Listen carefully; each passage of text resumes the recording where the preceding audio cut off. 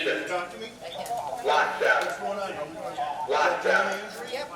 Lockdown. We've always, for the last 8 years, run 2 active shooter events a year. Like, I knew there was going to be an active shooter exercise today, but obviously it's just like one of those, well, I have an inkling. But when it starts to happen, you're like, There was only 3 slides to the briefing. The 3rd slide, gunshots were embedded in.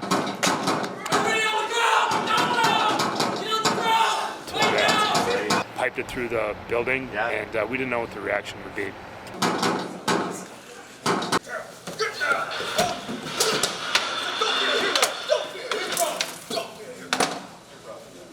I heard noises. I didn't know there were gunshots, so I heard noises, and then once I heard yelling and I heard the active shooter say, "Get down, everybody get down," that's when I was like, oh, shoot, we're in active shooter exercise. This year, we exercised our memorandums of agreement with the local forces, Fargo Police Dept, Sanford Ambulance, FM Ambulance, Cass County Sheriff's Department, Fargo Fire Dept, and North Dakota Highway Patrol.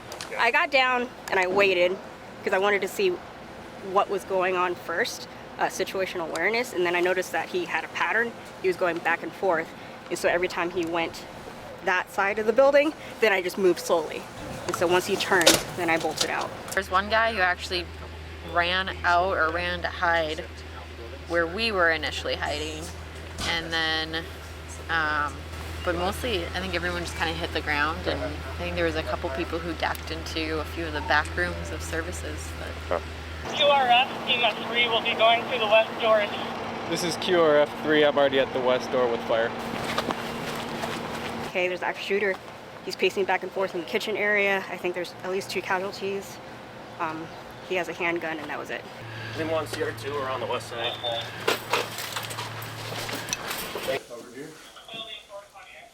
What we know as of right now, there was 2 shooters. One was apprehended and is in custody with Fargo PD. The other one is, I think they shot him. And we have 10 that are injured and 3 dead at the wing.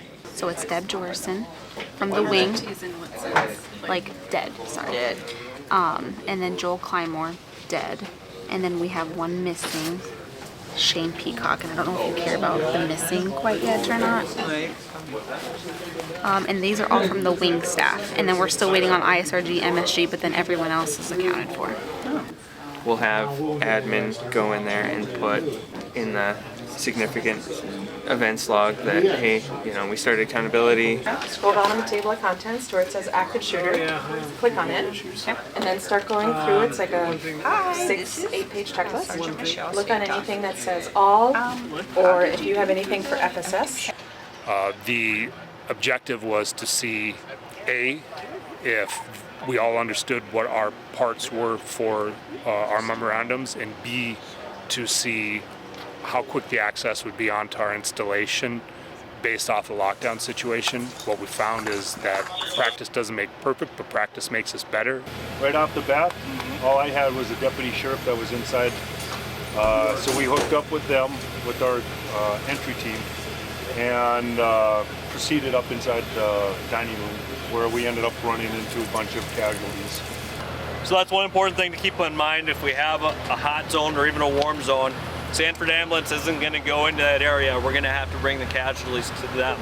I'm not going to say it went seamlessly, but it went very well.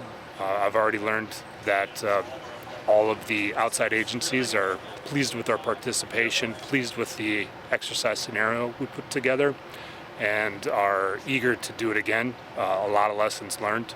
Fun training. This is fun to me. So I learned from this stuff.